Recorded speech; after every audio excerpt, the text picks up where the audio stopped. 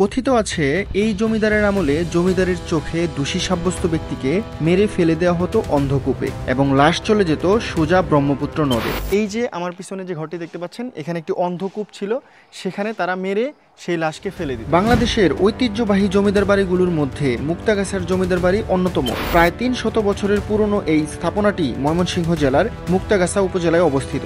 ইতিহাস, স্থাপত্যশৈলী আর সংস্কৃতির অপূর্ব সংমিশ্রণে গড়া এই জমিদার বাড়িটি একসময় ছিল রাজনৈতিক, অর্থনৈতিক ও সামাজিক প্রভাবের কেন্দ্রবিন্দু। আজকের ভিডিওতে আমরা ঘুরে দেখব মুক্তাগাছা জমিদার বাড়ির ভেতরের বিভিন্ন অংশ, জানবো এর গৌরবময় অতীত এবং তুলে ধরব বর্তমান অবস্থার বাস্তব চিত্র। ভিউয়ার্স, নতুন একটি ভিডিওতে আপনাদেরকে স্বাগতম। এই মুহূর্তে আমি আছি ময়মনসিংহের মুক্তাগাছায়, আর এখানে একটা প্রায় ৩০০ বছরের পুরনো জমিদার বাড়ি রয়েছে। আমরা আজকে সেই জমিদার বাড়িটি এক্সপ্লোর করতে চলে এসেছি। তো আপনারা ঢাকা থেকে খুব সহজেই একদিনে এই মুক্তাগাছা জমিদার বাড়িটি ভ্রমণ করতে পারবেন। কিভাবে আসবেন চলুন আগে সেই গাইডলাইনটি দেখে নিন। ঢাকা থেকে সরাসরি বাস কিংবা ট্রেনে খুব সহজেই আসতে পারবেন ময়মনসিংহ শহরে। ইউনাইটেড, শৌখিন, আলম এশিয়া সহ ময়মনসিংহগামী যে কোনো বাস সার্ভিস মাত্র ২০০ থেকে ৪০০ টাকায় আপনাকে নিয়ে আসবে ময়মনসিংহে। ময়মনসিংহ বাইপাস নেমে সেখান থেকে মুক্তাগাছার সিএনজিতে উঠলে মাত্র ৫০ টাকা ভাড়ায় পৌঁছে যাবেন মুক্তাগাছা বাস স্ট্যান্ডে। আর বাস স্ট্যান্ড থেকে যে কোনো রিক্সাকে বললেই ২০ টাকায় আপনাকে পৌঁছে দিবে জমিদার বাড়ির গেটে। এছাড়াও ইসলাম পরিবহন অথবা জামালপুরগামী রাজীব পরিবহনে উঠলে সরাসরি নামতে পারবেন মুক্তাগাছা বাস স্ট্যান্ডে। আপনাদের সুবিধার্থে গুগল ম্যাপ লোকেশনের লিঙ্ক দেওয়া থাকবে ডেসক্রিপশন বক্সে। আমরা এখন এই জমিদার বাড়ির ভিতরে প্রবেশ করতেছি, আর ভিতরে প্রবেশ করতেই আপনারা আমার হাতের বাম পাশে যে টুকরিগুলো দেখতে পাচ্ছেন, এই টুকরিগুলো কিন্তু সাধারণ কোনো টুকরি না, এবং এই টুকরিগুলোতে কিন্তু সেই সময়ে হাতির যে কঙ্কাল এবং মাথা ছিল সেগুলো রাখা হতো। দুই পাশে এই ধরনের তিনটে 6টা টুকরি আপনারা দেখতে পারবেন। আর আমরা এখন ঢুকে গেছি প্রধান ফটক দিয়ে একদম জমিদার বাড়ির যে আঙিনা সেখানে। এই আঙিনা থেকে সোজা সামনের দিকে যদি আপনারা ঢোকেন, এই দিকটাতেই কিন্তু এই রাজবাড়ির যে মন্দির ছিল সেই মন্দিরগুলো। তো আমরা এখন সেই মন্দিরের সামনে চলে যাচ্ছি। ভিউয়ার্স, আমি এখন দাঁড়িয়ে আছি জমিদার বাড়ির ভিতরে একটি মন্দিরের সামনে, আর আমার উপরে দেখতে পাচ্ছেন এখানে কিন্তু এরকম একটি ছাউনি করা এবং প্রশস্ত আঙিনার মতো ছিল। আর আমি এখন যে জায়গাটিতে দাঁড়িয়ে আছি, এই জায়গাটির পিছনে আপনারা দেখতে পাচ্ছেন এখানে একটা বেদি রয়েছে, যেখানে এক সময় স্বর্ণের মূর্তি ছিল। এবং এই রাজরাজেশ্বরী মন্দিরের একটি বিশেষত্ব হচ্ছে, এই মন্দিরে শুধুমাত্র রাজা এবং রানী পূজা দিতে পারত।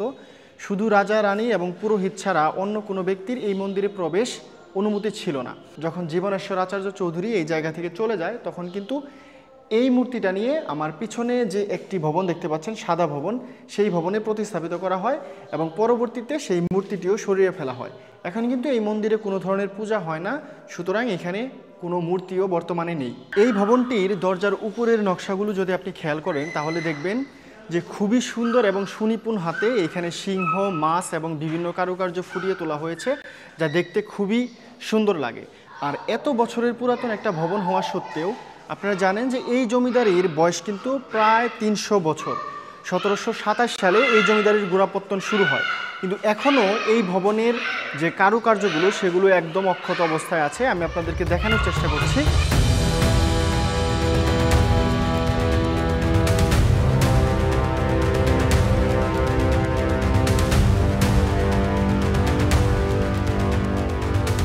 ভিউয়ার্স, রাজরাজেশ্বরী মন্দিরের ঠিক ডান পাশে আমার পিছনে আপনারা যে জায়গাটা দেখতে পাচ্ছেন, এই জায়গাটা হচ্ছে একটি ঘূর্ণায়মান নাচের মঞ্চ। কথিত আছে যে এই নাচের মঞ্চটি সেই সময়ে শুধু ফ্রান্স থেকে নিয়ে আসা হয়, শুধুমাত্র জমিদার এবং রাজাদের মনোরঞ্জন করার জন্য। আর এই যে এই নাট্যমঞ্চের পাশে যে মেশিনটা দেখতে পাচ্ছেন, এটার মাধ্যমে কিন্তু এই সম্পূর্ণ নাট্যমঞ্চটা ঘোরানো হতো এবং সেখানে নর্তকীরা বিভিন্ন ধরনের নাচ প্রদর্শন করত। এবং রাজা এবং রাজাদের যে অতিথিরা থাকতো, তারা কিন্তু ঠিক এই জায়গাটাতে বসে সেই নাচটা উপভোগ করতেন। আজকের এই মুক্তাগাছা জমিদার বাড়ির গোড়াপত্তন শুরু হয় ১৭২৫ সালে আচার্য চৌধুরী বংশের হাত ধরে। এই বংশের প্রথম পুরুষ শ্রীকৃষ্ণ আচার্য চৌধুরী মুর্শিদাবাদের নবাবী দরবারে রাজস্ব বিভাগে কর্মরত ছিলেন। নবাবের ঘনিষ্ঠ আস্থাভাজন হওয়ায় তিনি সেই সময়ে আলাপ সিং পরগনার বন্দোবস্ত লাভ করেন। ১৭৫৭ সালে পলাশীর যুদ্ধে নবাবের পরাজয়ের পর শ্রীকৃষ্ণ আচার্য চৌধুরীর ৪ পুত্র রামরাম, হররাম, বিষ্ণুরাম, শিবরাম এখানে এসে স্থায়ীভাবে বসবাস শুরু করেন।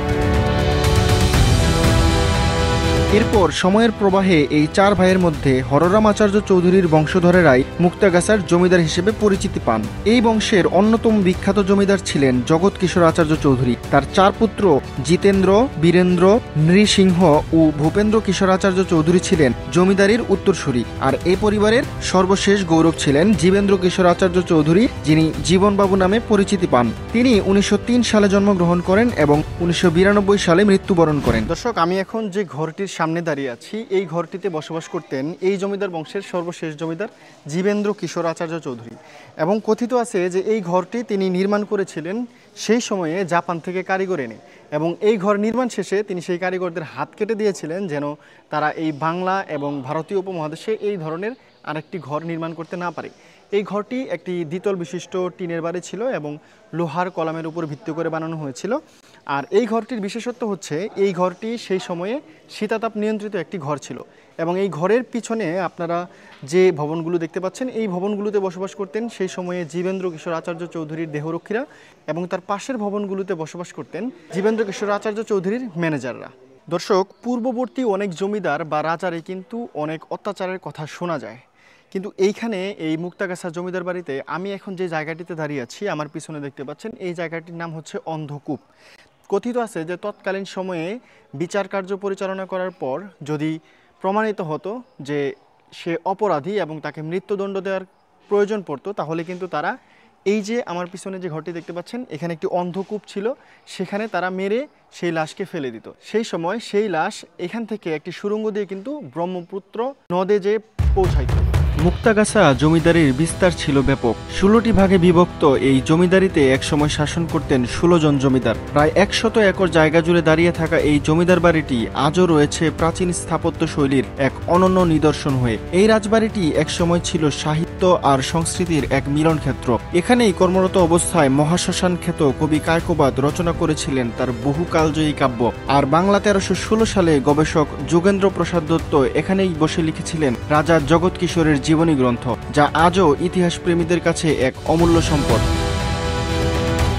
মুক্তাগাছা যেন শুধু একটি রাজবাড়ি নয়, এ এক জীবন্ত ইতিহাস, এক প্রজন্ম থেকে আরেক প্রজন্মে বয়ে চলা গল্পের ধারক ও বাহক। দর্শক, আজকের মুক্তাগাছার ব্লগ শেষ করছি এখানেই।